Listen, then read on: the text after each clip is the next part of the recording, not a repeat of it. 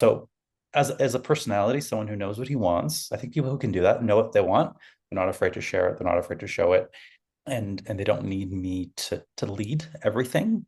Mm, I'm a leader. I'm a natural leader. I will lead for sure, but I don't want everything to be on me like all yeah. the time. I'm not just talking about making plans. I'm talking about the emotional stuff too. Like I need someone who can handle his own emotions. I don't need to manage his emotions for him. This is a big problem in the gay world. That's a topic for another day. But like I said, someone who's instead of saying, "Yeah, I really like you, let's hang out sometime." Okay, sure. Versus like, "Hey, I really like you. What are you doing on Tuesday? Now I have this great place that I think you would love. Here's why I think you'd love it. I'll make a reservation." Or, I know you got a busy day on Wednesday. I'm coming over with food and wine. Be ready at 9 o'clock. Great.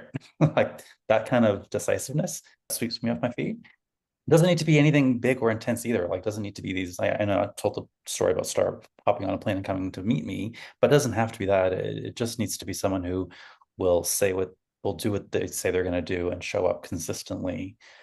Yeah, and it doesn't have to be these big words either, because oftentimes if they use big words, I get very suspicious. Yeah, I don't know.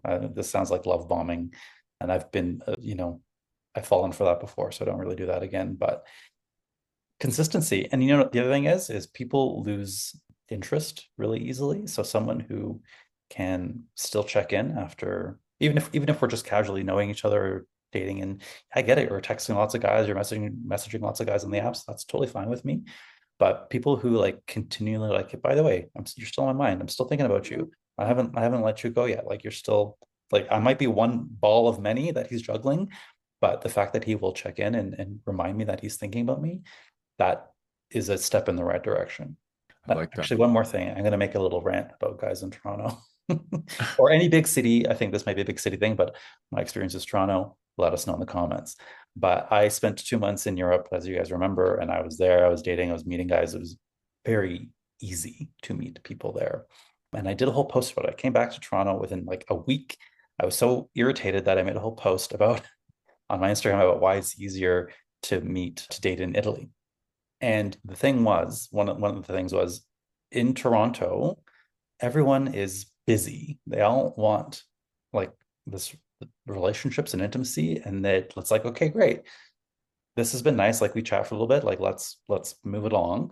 And then it's like, okay, yeah, I'm free in 3 weeks. I'm like, okay, well, no, I, I could be dead in 3 weeks. Like I'm not waiting 3 weeks. Next, like I'm not your guy. Or like make plans and then on the last minute cancel. And then okay, fine, not a problem. Make plans on the same thing, last minute cancel. And so that just I can't deal with that. And let me tell you, it's not about like, oh, I have a busy life, because girl, I have a busy life. We all have busy lives. It's not about that. It's really about it just needs to be something simple. Like let's go for a walk, even if it's just for Yeah. half an hour. Let's just go for a walk. It doesn't have to be this big grand thing.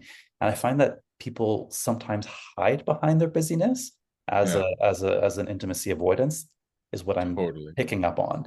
It's like you say you want the thing, and then when the thing is there, hi, we've chatted, you like me, you say, I offer to hang out with you, and it's like, okay, yeah, I'm not going to prioritize this for 3 weeks.